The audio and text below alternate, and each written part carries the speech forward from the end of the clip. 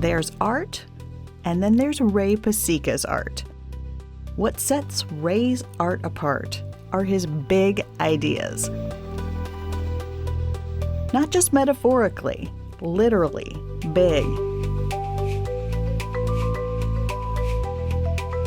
Like his massive 2017 project in Streator.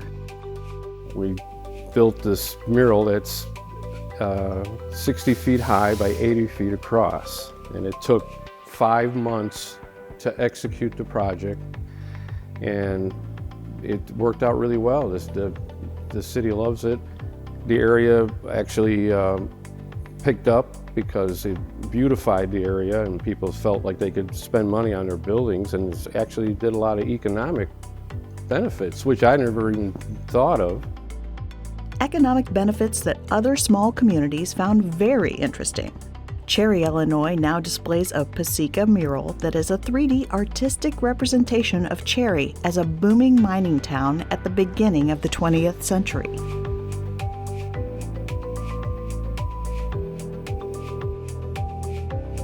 And so that was a lot of fun.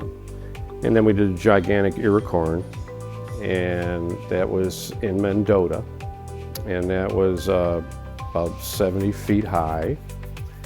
And that was an interesting project because we had to figure out how to paint this gigantic kernels of corn, but technically at a distance when you look at it, that it'd be consistent. So the procedure of painting layer after layer, because we could never see the whole thing.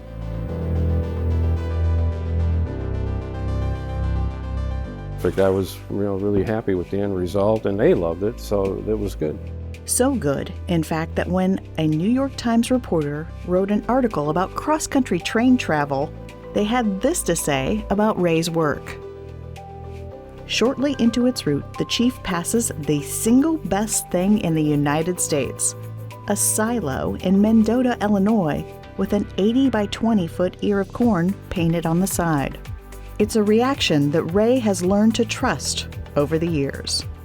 Anytime we did a project that was more progressive and unusual, it had a lot more impact.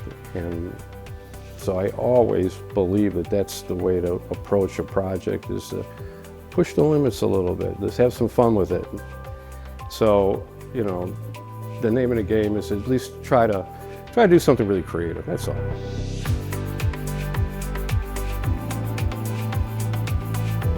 In his studio, a 110-year-old church in Rutland, Illinois, that he calls the Church of the Sacred Arts, he and his crew are always creating new projects.